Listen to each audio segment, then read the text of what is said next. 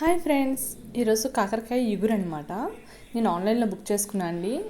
ఇవి గుర్తుందా? ఇది ఎలా ప్యాక్ చేశారంటే, గోను సంచులు ఇదివరకు మనకి అనిపిస్తాయి కదండి, అలాంటి సంచులతో ఇలా క్రాఫ్ట్ లాగా, ఇదో దియా అనుకోండి, దియా వర్క్ లాగా అనుకోండి, అలా డిజైన్ చేసి సేల్ చేస్తున్నారండి. ఇది బాగుంది చూడ్డానికి. కాకరకాయ కూడా ఫ్రెష్గా ఉందండి. అసలు ఆ కటింగ్ అది చాలా బాగా చేశారండి. గోను సంచిది అది బాగా అనిపించింది అనమాట అది చూడగానే. ఇప్పుడు ఎందుకంటే పేపర్ చాలా వరకు వేస్ట్ చేసేస్తున్నారు కదండి, దాని బదులు ఇలాంటి బెటర్ అని నా ఇది కూడా. ఓకేనా. ఇంకా తర్వాత నేను కాకరకాయ చేదు లేకుండా ఎలా ఇగురు చేసుకుంటున్నానని చూపిస్తున్నాను అండి. ఇది మా పిల్లలు మా ఫ్యామిలీ చాలా ఇష్టంగా తింటారు అసలు కాకరకాయ ఇగురు అనేది. కాకరకాయ మసాలా కన్నా దీనికే ఎక్కువ ప్రిఫరెన్స్ ఇస్తామన్నమాట. సరేనా. ముందుగా కాకరకాయని పీల్ చేసి పక్కన పెట్టుకుంటున్నానండి. ఓకేనా. కొంచెం వీడియో తర్వాత చూపిస్తానండి, ఎందుకంటే ఫస్ట్లో నేను పక్కన పెట్టేశాను ఫోను. ఓకేనా. కాకరకాయ పీల్ చేసుకున్న తర్వాత కళాయిలో మంచి వాటర్ తీసుకోండి. ఓకేనా. స్టవ్ అంటించుకొని వాటర్ మరుగుతున్నప్పుడే కొంచెం సాల్ట్ వేసుకోవాలండి.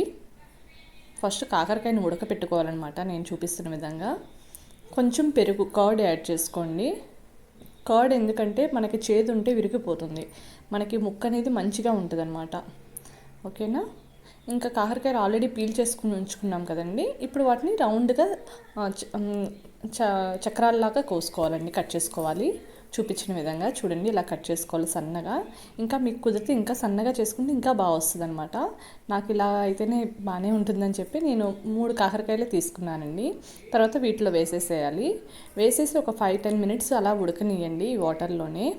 యాక్చువల్గా దానికి ఉన్న చేదు పోవాలని, కానీ లేకపోతే ఇలా కాకుండా మంచిగానే ఉడకపెట్టుకొని కాయ కూడా మసాలా పెట్టుకుని తింటే బాగుంటుందన్నమాట. ఇలా ఇగురు బాగుంటుంది, అలా మసాలాది బాగుంటుంది అనమాట. ఓకేనా. ఇలా ఉడికిన తర్వాత ముక్క ఉడికిందో లేదో టెస్ట్ చేసుకోండి.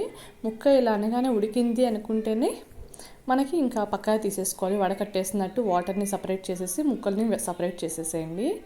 ఓకేనా. మనకైతే చేదు తగలదండి, చాలా టేస్టీగా ఉంటుంది. ఒకసారి ఇలా ట్రై చేయండి. చూడండి, ముక్క ఉడికిపోయింది. నేను జస్ట్ టెస్ట్ చేస్తున్నాను అంతే, ఉడికిందా లేదా అని చెప్పి. ఇంకా ఉడికిందని చెప్పి బౌల్లో సపరేట్ చేసేసాను. ఓకేనండి. మసాలా కాకరకాయ కారం కూడా చూపిస్తానండి మీకు. అది కూడా చాలా టేస్టీగా ఉంటుంది. అది అన్నంలో కలుపుకుంటే సూపర్ ఉంటుందండి. కొంచెం నెయ్యి కానీ ఆయిల్ కానీ వేసుకొని తింటే అసలు సూపర్ ఉంటుంది ఆ మసాలా కారంది. మీకు అది కూడా చూపిస్తాను కొన్ని డేస్ తర్వాత. ఓకేనా. ఇప్పుడు సపరేట్గా నేను ఈ కాకరకాయది సపరేట్ బౌల్లో తీసుకున్నానండి. 2 ఆనియన్స్ కట్ చేసి వేసుకున్నానండి. తర్వాత యాసిటీస్గా వాటర్ అంతా పడేసి మళ్ళీ యాసిటీస్గా ఆయిల్ వేసుకుని పోపు పెట్టుకోవడమేనండి. ఆయిల్ వేసుకుంటున్నాను. యాక్చువల్లీ ఆ వాటర్ని కూడా వేస్ట్ చేయక్కర్లేదండి, ఎందుకంటే మంచినీళ్ళే కదా. కొంచెం సూప్ లాగా అలాంటి వాళ్ళు కూడా యూజ్ చేసుకుంటే అది కూడా మంచిదే. ఎందుకంటే మనం దానిలో వేసిన కర్డ్ అని సాల్టే కాబట్టి అవి మంచి వాటరే. ఆల్రెడీ మనం ముక్కలు కూడా కడుక్కొని వేసుకున్నాం కాబట్టి కాయలు, సో మంచిగానే ఉంటుంది. కానీ కొంతమంది ఇష్టపడతారు, కొంతమంది ఇష్టపడరు కదండి, అందుకని. ఓకేనా. ఇంకా ఆనియన్ వేగిన తర్వాత కొంచెం పసుపు యాడ్ చేసుకోండి. పసుపు కూడా వేగిన తర్వాత ఈ ముక్కల్ని దానిలో వేసేసుకోవడమే. వేసుకున్న తర్వాత ఒక 5 మినిట్స్ తర్వాత మనకు తగినంత సాల్ట్ అండ్ ఒక స్పూన్ కన్నా తక్కువే కారం. ఎక్కువ పట్టదండి, ఎక్కువ వేస్తే మళ్ళీ తినలేం మనం కాకరకాయది. ఓకేనా. ఇలా ఒక 5-10 మినిట్స్ ఉంటే అయిపోతుందండి సింపుల్గా. మనకి ఎక్కువ టైం కూడా పట్టదు. ఈ ఇగురు చాలా బాగుంటుందండి, ఎందుకంటే ఆనియన్ వేసాం కదా. అదే ఫ్రైలా కూడా చేసుకోవచ్చు, ఆనియన్ వేయకుండా అలా కూడా బాగుంటుంది. దీనికి కొంచెం మసాలా అంతా అంటించుకొని పక్కన పెట్టుకొని నూనెలో వేయించుకుంటే అది కూడా కాకరకాయ చాలా బాగుంటుంది ఫ్రై కూడా.